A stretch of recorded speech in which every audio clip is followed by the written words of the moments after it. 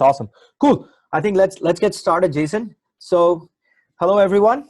My name is Tukan. I have Jason Smith here with me. Jason is the CEO of Clue. Welcome, Jason.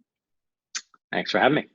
Cool. So today's topic, as you guys know, is going to be about competitive intelligence, and specifically, how can you use competitive intelligence in sales, whether it's to move your pipe deals faster than the pipeline, winning more deals, closing more deals. That's what we'll be talking about. So without further ado, I think one thing that'll be great is Jason, if you want to give a quick overview of, introduce yourself and just give a quick overview what Clue does, and then we can get started. Sure. I've got a 45-page deck that I'll go through on Clue. No, I'm kidding. So yeah, Jason Smith, the CEO and founder of Clue. Our business is all about helping to collect and curate and ultimately distribute competitive intelligence so that salespeople can win more business. Awesome. So I'll leave it at that. But, and I think, today I was hoping to kind of touch on a bunch of areas that I've seen sales and the teams that enable salespeople do to leverage competitive intelligence so they could win. Awesome. So with that being said, Jason, what I had in mind in terms of an agenda. So thank you for sharing this deck ahead with me. So the first question that I had was, what is competitive intelligence? At least in a B2B setting, how would you define it? Yeah, so I see it in kind of two sectors. I mean, at the super highest level, it truly is saying there's a bunch of stuff that's happening outside your company, in your market, and with actual competitors that are doing things. They are winning and losing business. They are adding people, and they're losing people. They're going to conferences. They are adding features. They're winning awards. So your competitors are doing all of these things. Competitive intelligence is saying, collect that. Mm-hmm. Curate it, contextualize it into something that's meaningful for your organization, and then get it back to them so they could use it. So that includes both kind of executives at the higher level. So that's kind of the strategic blue sky stuff. It's, hey, we got to look at this new product category, and more tactically on the sales front, right? So, every salesperson's gone through that moment of, so wait a minute, how do you compare again to your competitor? And you want to be able to respond to that really well. Or you're sniffing the questions that a prospect has that are kind of competitor oriented. You know that your competitor's been in there and seeded them already. And you want to be able to deposition that and kind of move it along your cycle. And so, yeah, competitive intelligence is trying to take all of that information together and put it back into something that's digestible so that salespeople can use it to win.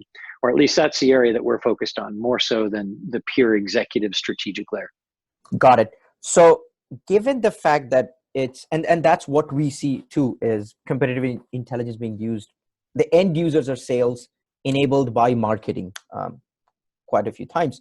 Now, I guess my next question is, in the companies that you work, if you have to give a typical customer that you work with, and you don't have to name names, how would they, and let's say they purchase Clue, a competitive intelligence tool, how would they go about implementing that? Like what's the process?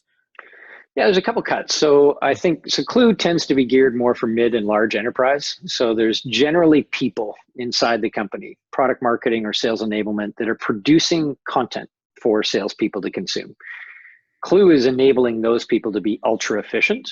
And then has created a card-based view so that we could get that information back to sales in a way that's actually digestible, not another 30-page deck and telling sales to find their answer on page 17 on the deck that's stored on Google Drive somewhere. So Clue's looking at, when we built it, it was around how do we collect this stuff and curate it really efficiently, put it in front of a product marketer inside your company, and then distribute it back into cards.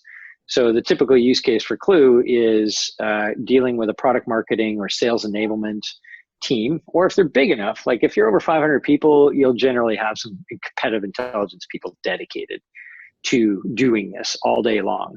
And if you're like 100 to 500, you probably got product marketers that are doing it off the side of their desk. They're doing it a couple hours on a weekly basis. If you're under 100, it's probably product management or the CEO that's actually doing it. Hmm. And we as CEOs are constantly paranoid about what our competitors are doing, and we want this radar for it. Yeah. The problem is we have no time, and the product managers are really looking at through the lens of features. So they need a lot more automation than what Clue can deliver today. So we've kind of got we've got a bunch of machine learning into the system. We pull in millions of pieces of data every day. However, you still got to contextualize it, right? Like you'd Mhm. never put that raw intel in front of salespeople. And so that filter needs to be a product marketer or a competitive intelligence person. And we make it easy for them to do that through our system. But ultimately, that's why we see these breakpoints of size, and where we generally fit in is kind of, at least they've got a product marketing team, a person or two that can actually help produce the content through Clue. So if I understand, if an organization is planning to implement some kind of competitive intelligence tool in some kind of an automated fashion, they should typically have someone in product marketing owning this, uh, collecting, curating, and contextualizing the data, and then passing it over to sales for them to use it in their sales discussions. You got it. You got to have an owner. Without an owner, it's useless. And like, look, I can get you all the raw intel you want. I can tell you when your competitor's page has changed. I can tell you what that change was. I can tell you any news about your competitor. I can get you tons of company data. I can look at review sites and patents. None of that really is useful unless it's contextualized for salespeople. If your competitor comes up in a deal, these are the three things you want to say. If they start talking like this is how you want to deposition them. That's not pulled from raw data. That's not a searchable database. You need the finesse of somebody that knows your business and your market to take that intel that we're giving them and shape it into a language that salespeople can actually use.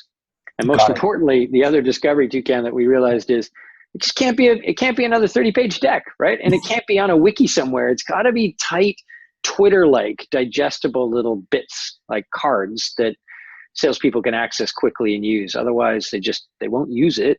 And no matter how good your content is, it's useless. So I look at competitive intelligence and any offering inside this space as saying, you got to collect and curate it. That's the job of the product marketer.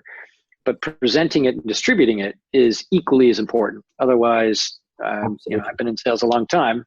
You won't use it, and Yeah. you'll cowboy your way through the deal. So let me ask you then this question. Salespeople are notorious about not trying to getting to log into another system to read data or get information.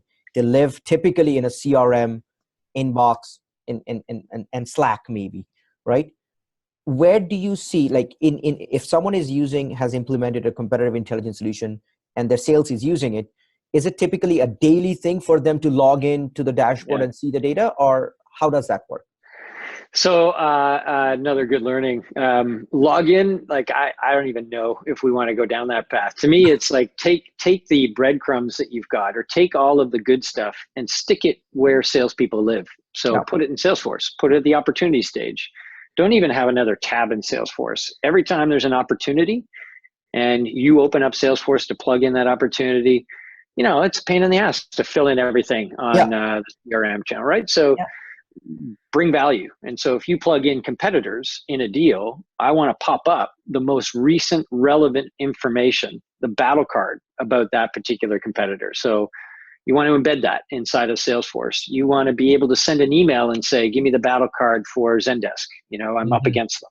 Yeah. You want to have, in our case, we've got a Chrome extension that makes it super easy. Like hit a button, ask a question. What's the latest pricing for Zendesk? Get a card-based answer.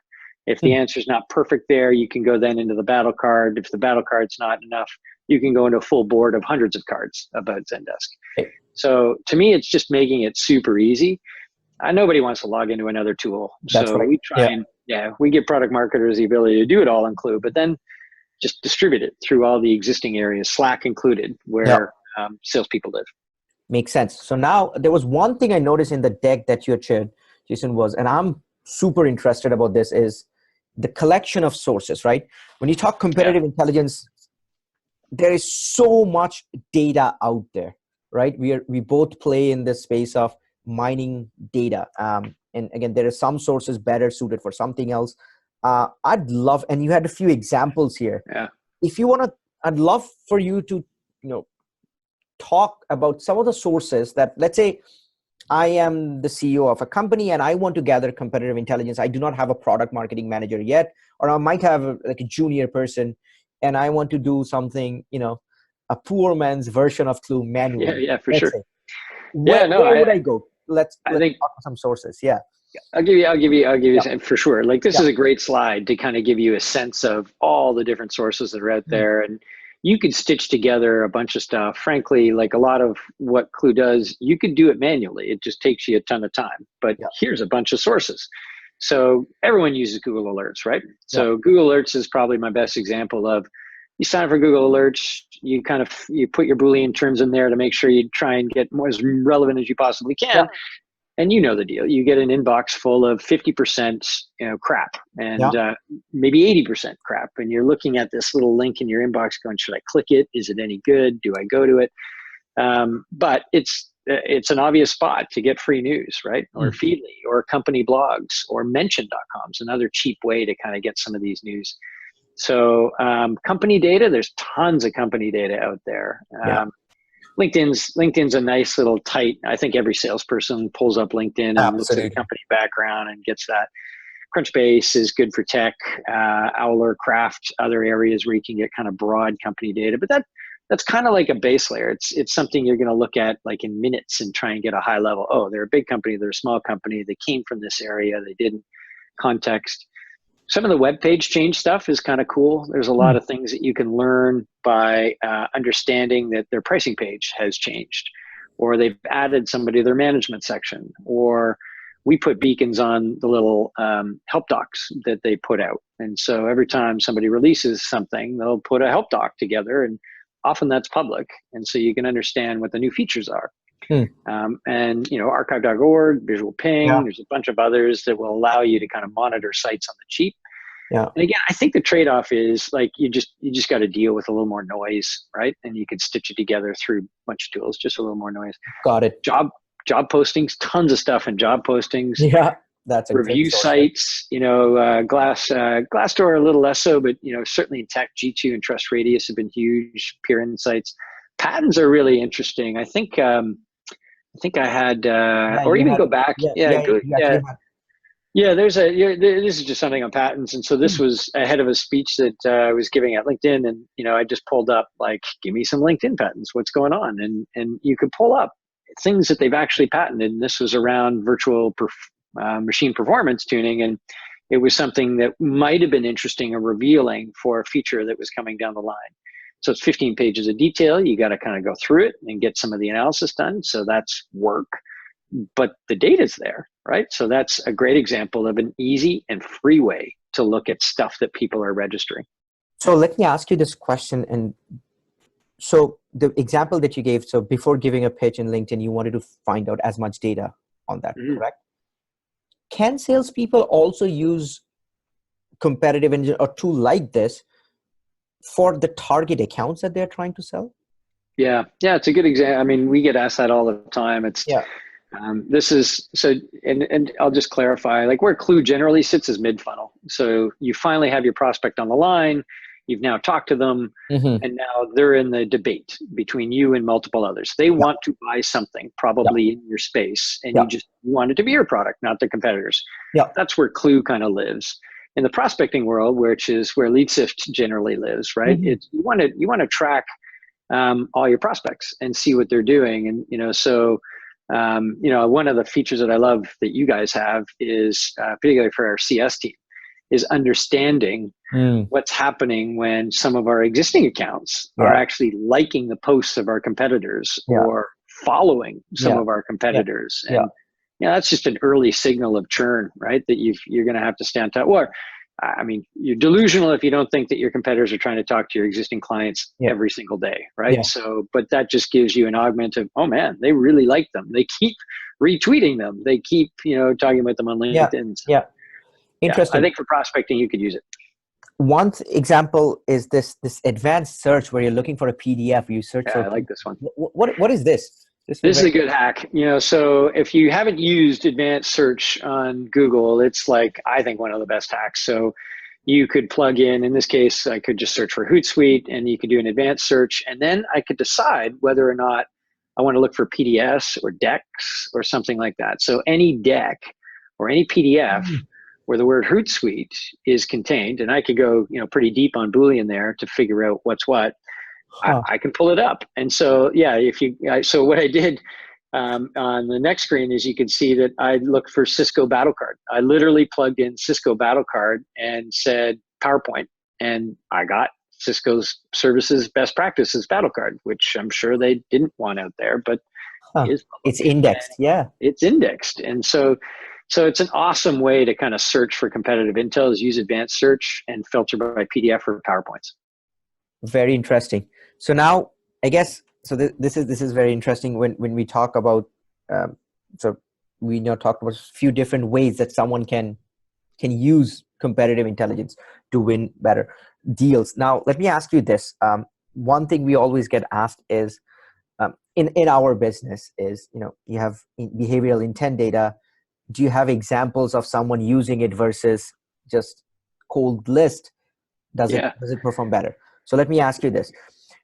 Have you had any examples, or can you share some examples where someone has used in a proper format competitive intelligence in a sales place where they have gotten better results than without using any form of competitive intelligence? So I'll give you kind of a meta overview, and then I'll give you a specific example because I think it's a great way to kind of look at the vectors.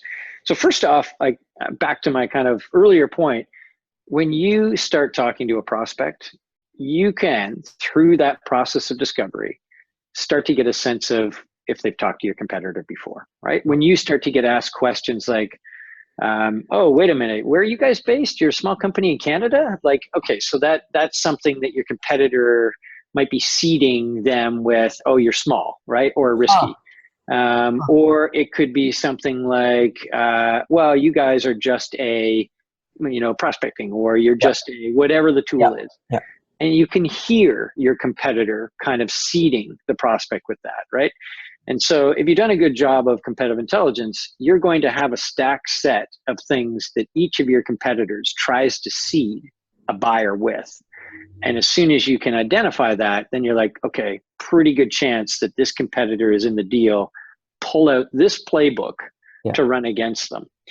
And then you're countering, right? You're countering with and trying to change their perspective. Of course, you have to answer whatever the buyer concern question is. Yeah. But you want to try and educate the buyer on a problem that leads to your differentiation at that point, right? So in Clue's case, if one of our competitors is more of like a Crunchbase searchable, database of data on companies, it would be like, that's great. That is one of the pieces that you need to get at.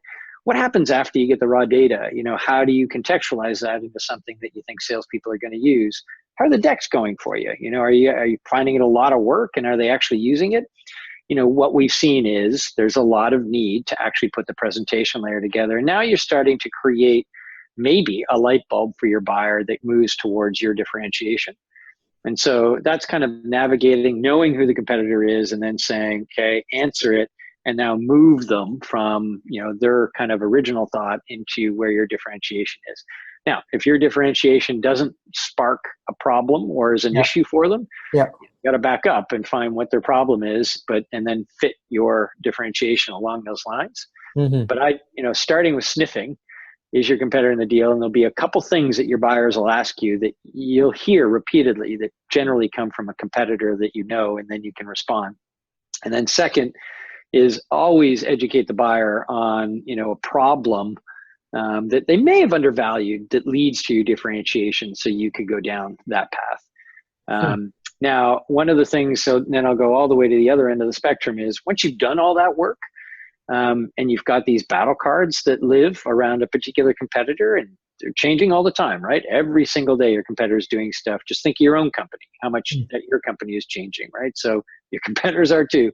So somebody inside that's actually updating this stuff, if a salesperson can access that, then they can refute things. So we had one of our clients, a large, 100,000 person company, and they were competing against another 100,000 plus person company. And it's a fairly technical sale. And so in the process, they were, saying, hey, your competitor does this and this and this, and you guys don't seem to. Literally, this guy pulled up, and in our case, it was a battle card inside of Clue that actually refuted that competitor's claim. They went from the battle card into the full details about the competitor. And not only was the claim refuted, it linked back to that competitor's website where their own marketing collateral refuted the claim from the salesperson. And so once you get that connection in a B2B sales world, it's all about trust. And if you've mitigated the trust, then the prospect's like, okay, forget it. So the two things that came out of there is, holy jump, and I can't believe how much you know about your competitors. Wow, that's amazing. So one thing. And then the second thing was, thank you for, very clearly laying out the fact that they were trying to hoodwink me, and you aren't. You showed me specific facts. Yeah. So this is interesting, Jason. I'm sorry, there's a question from one of the attendees.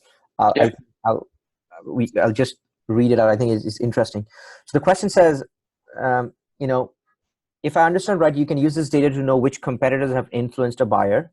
You can have pre-built some decks or playbooks to counteract this. Does that data mean the majority of the work in creating these playbooks is done when you first get this intelligence versus being a continuous process? Unfortunately, it's a continuous process. And I use that example, like, just look at your own company, right? Like, think of the change every day in your own company. It's hard to keep up with your own company, regardless of how big you are. Competitors are doing the same thing, right? Like, they're hiring and firing, they're adding features, they're removing features. They're actually getting some good press on some things. They're getting bad press on others. They're winning awards. They're getting a review. They're not. It's constantly changing. And actually, the other trend that I'm seeing is it's just getting more competitive, right? Like, one of the things that I've given in my investor deck was talking about the MarTech space in 2011, right? Like, what was it, 150 competitors? And like last year was 7,000.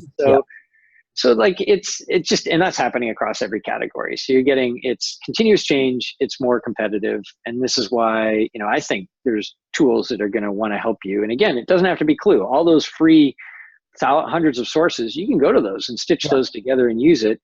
And you could use something like Trello instead of Clue to put cards together, or you could use well, I guess you could use PowerPoint and Google Slides again. Yeah, I was going to say that.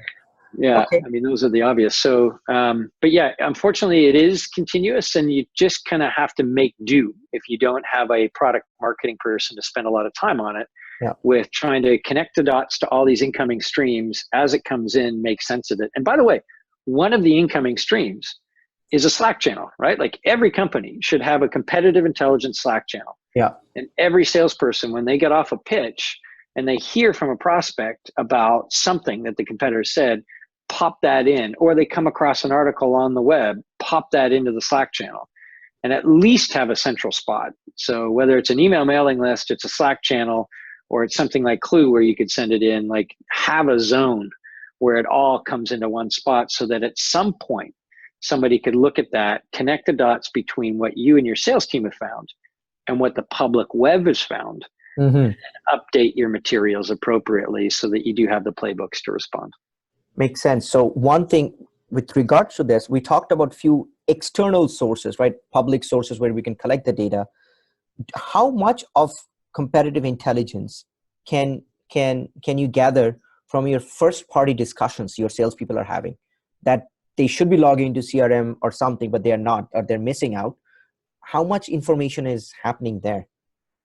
So I'm convinced that the juiciest stuff is always the internal stuff. Your sales team is constantly dealing with the market. They're doing 5 demos a day, and they're just nonstop hearing what the market wants, as well as what the market's reading and what they care about and what they've been influenced by a competitor.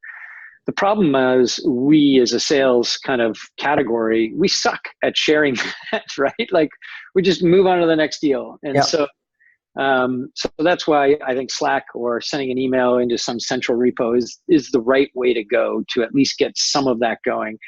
My belief is you absolutely need both. You need to mine your internal team and just get them aware. So you want everybody in your company to be thinking, guys, just don't belabor this. But at the end of every call, when you have your notes, like, plug in a couple things about what you learned about the competitor, or what about the market, or where do you see the market? And it can be simple questions. It'd be like, who else are you looking at? Sometimes they'll answer that, sometimes they won't. What are you seeing in the market that's critical? Go forward, not just today. What are the pieces that are going to be incredibly relevant, not just to your business, but to the category? And they'll start talking about the competitors if they've talked to them before at that point. And you want to pull some of that in. Yeah. And then those specific questions that you get asked, those landmines that the competitors throw at you, you want to dock all those, because you want killer answers for all of those objection handles that are basically your competitors laying landmines for you. That creates the buyer to go, I wonder if those guys can do that, which comes back to a question to you. And if your reps are not well equipped to answer them, then you're going to lose deals. And by the way, in a new market, you want to do that early. You actually want to bring up competitors early in a new market. You want to talk about them early in a new market, because they're doing their research and they're trying to get aware, right? In a mature market, it's different. It's going to be in the technical review of your product and that's it. But in an early market, you want to kind of help them educate. Hey, this is how we sit and we view the market. This is how some of our competitors sit and they view it. And you want to box them into the right zone early in the deal, and then mitigate them as soon as possible. Like, you need the stun gun out in the first meeting, maybe second, and then you want to taper it off, because now the box has been set, and then you're repeating your message over and over again. Do you want to do it proactively though, Jason? Yeah, you do. You bring it up to them. It's like, I do it through questions, and our sales team does it through questions, and our clients do it through questions. So it's like, literally we ask, so who else have you looked at, and what kind of research have you done in this category? We're in a very new category, right? It's not a mature category. So we're trying to see where the buyer is on their buying cycle. Are they early? Have they done any research? If they haven't, then that buyer intent is limited, and it's going to be a long deal. So there's other clues that you can get there. But the more important piece is, usually you get that, I've looked at so-and-so, and what I liked about them was the following. I looked at these other guys, I'm not going to give you their name, and they were really interesting in this piece. And you gotta, some of the conversational intelligence stuff will record that for you, which is great. But once you get into text, it's got to get back to the people that can now not just help that one salesperson, but the entire team. So get it back to product marketing, combine it with the external information that they've found, the new feature release, the new funding announcement, whatever else, and then convert it into these battle cards that you can pull out on a deal. So now, speaking of battle cards, that's something interesting.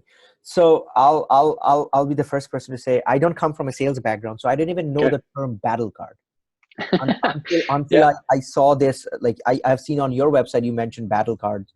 Can you tell me, and I guess the audience, what is an example of a battle card? And I know you have something here that says top 8 things in a battle card. So it can be a little overwhelming. Basically, the way I think of it is, if I had to fit the most important stuff about a competitor to equip a salesperson to win a deal on a single screen, what would I include? That's how I think of a battle card. And in Clue's world, we divide everything into these little cards. So you can fit 8 cards basically onto a screen. And it's things like, first thing is, here's a good example. Quick dismiss is everything, right? So like, if you get stunned in a call of like, hey, how have you competed against so-and-so, and you haven't competed against them before, you want to pull up something that's got 3 bullet points very quickly on a quick dismiss, or you're going to pause and say, let me get back to you on that. We haven't competed against them before, and follow up with some of those quick dismisses. But quick dismisses are kind of the key things. These are the top 3. Outages are going to be an issue. They have high services costs, and you got to know what these things are. And that's the other key piece.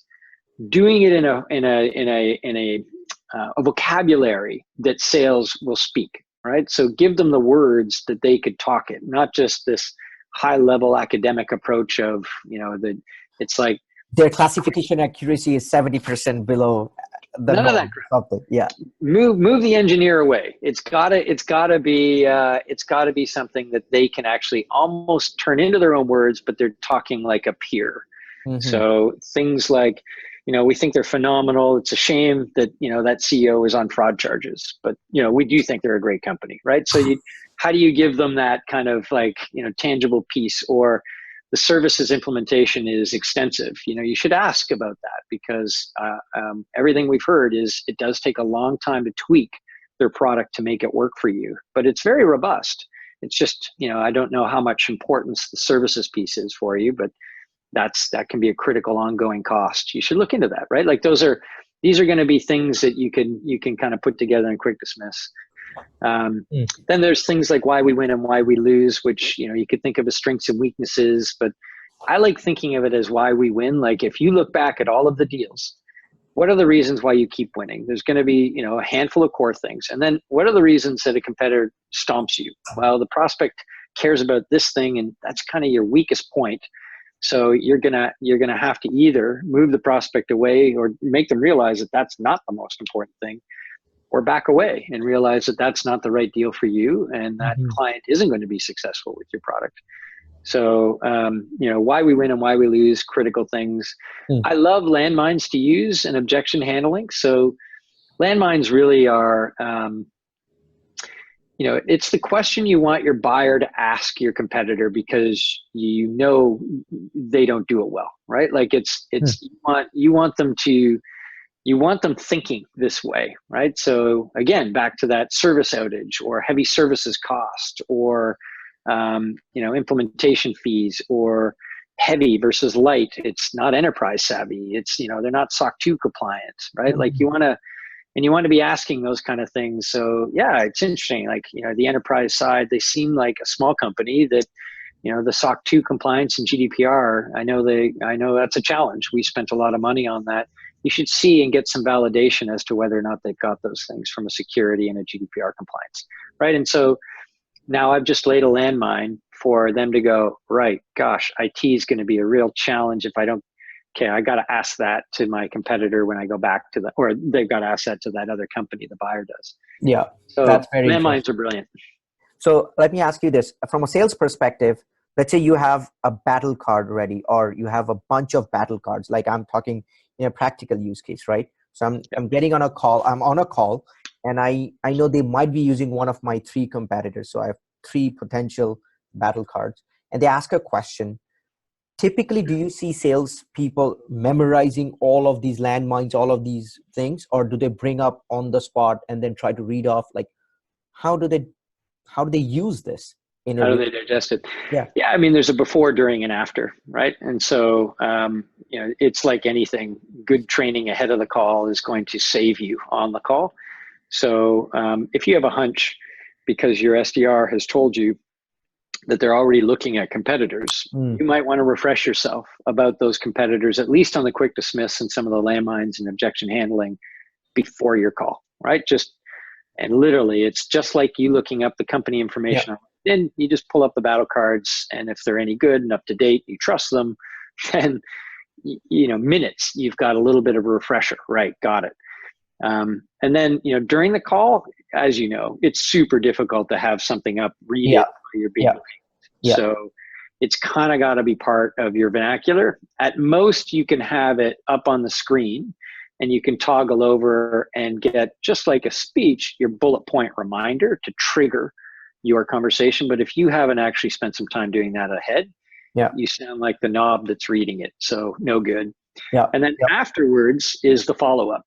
And this is a church and state debate, by the way. Like, every buyer wants some comparison trap spreadsheet, right? Like, so please put the list of things you do compared to, like, and unless you've meta up the competitive game, like, we're the only one that does this for sales, they're more about service.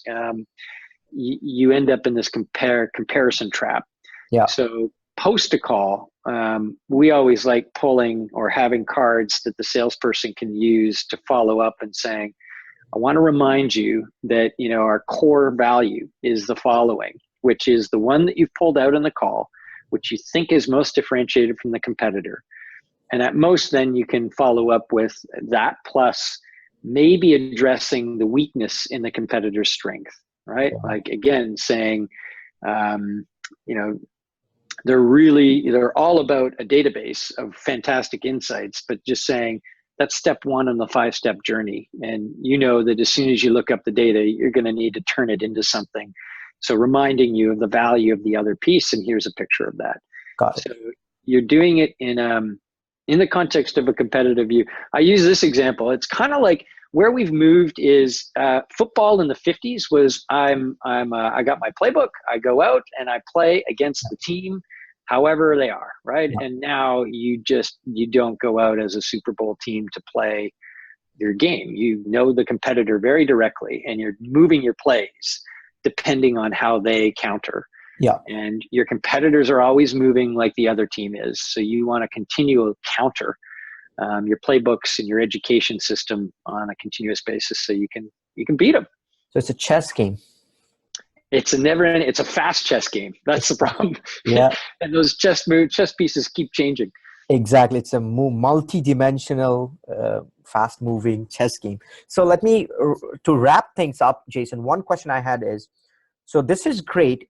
Do you think competitive intelligence is something every company, I guess every company should monitor their competitors, have a good idea of it, what's going on. But do you think this kind of battle cards and being this detailed and thorough is better for certain kind of companies? And by certain kind, I mean, if their average deal size is 6-figure, then knowing everything about their competitors is more important versus something who's selling something for $100 a month. So is there some indication there of when this will be a better fit? So I will say this. I think if you are in B2B sales and you have an AR, SDR kind of combo that's trying to close business, and so you've got certain ACVs that are probably 15K or above, it's a must. Like you're gonna lose more deals than you should. And I just look at it as a win rate. How many of the dog fights could you have won? Because you've got a prospect that wanted a product that you offer, but they chose your competitor. So like that stings, right? And that is B2B sales more than anything else. There's fewer discounts that can happen if you've mitigated your competitor earlier. There's you can close deals faster. We've seen all that data. So that's B2B sales at a certain price point. We haven't talked about how much competitive stuff can help marketers in a content marketing inbound focused approach. Nor have we talked about it for product management, for features and definition of future development. Nor have we talked about it for CS, where it's defend and grow. So there's all these other categories. So I kind of look at competitive as one of these overlooked, underinvested, but massively influential things that people can do. And because it's so much work, people don't put the effort in to do it. But if you start to look at the analysis and you look at how many deals you've lost directly to a competitor, that you go, why? And you blame the product, you blame your pricing, but a lot of the times those dogfights could have been shifted if you knew how to navigate that earlier in the deal. So of course I'm biased offering a competitive intelligence product, but what I would say is you don't have to go crazy. You can poor man it and actually just have even quarterly, have some core quick dismisses, objection handling, get into a room as a sales team, spend an afternoon dissecting a competitor or a couple competitors and kind of update it on a quarterly basis and use the free approach for now and just stick with Google Docs. And as you grow, you'll start to look for something more sophisticated. But today you can do it free with your team, with all these other sources, and give somebody, each competitor to look at, and you can make it a game through your sales team to do it. Awesome. No, that's great. Cool. I know we are a little over time. I'll see if any of the attendees have any questions. Just for your record, we are recording it and we are going to post it on our website so you can see it later anytime. So see if there's any questions. If there aren't, I had one question for you, Jason. So let's say you're working with company A and they are tracking their competitors. One of their competitor comes to you and says, we want to use your tool, do the same on this company A. Yeah. What happens then? Uh, so it's kind of, I view it as saying like, what happens if the same company came to Salesforce and their competitor came to Salesforce and said, wait a minute, you're using Salesforce? To me, it's like Microsoft Office and multiple companies and competitors using the same thing. The data that goes in there Hmm. is proprietary. All the public stuff is public. I'm Yeah. just making that more efficient. The private stuff that's internal to you is only going inside your private vault in your private clue space, and Yeah. we just bring in the external stuff. So from my perspective, I view it like all SaaS software. Like I think there will be within the next 5 years, you will feel naked without having a competitive alarm system that's telling you and helping you instrument more of a data-driven selling process. Yeah. So no, everyone's going to have it, and it'll just be like it'll be a disservice when you don't. It'll be like not having a CRM in the Yeah. future. Yeah. Yeah, That's that's my awesome. that's Cool. my view. No, Yeah, that's a great view. We get that question asked a lot. Is like, what if my competitor wants to track who's engaging with me? You notify. I'm like, yeah, because that data is public. In theory, they can manually go get it. We just automate it. But the way you track it, what you do with it, it's up to you. yeah, So it's cool. That's it. I know we had a question that we had answered, but thank you so much, Jason. Really, really, really appreciate it. This was, for me, it was a lot of learning. I think there are a few key things that I'm going to implement in my sales process. So thank you for this. awesome. Hopefully our audience likes it, and I'll talk to you again soon. Thanks for having me, Toucan. Take care. Take care. Bye, Jason.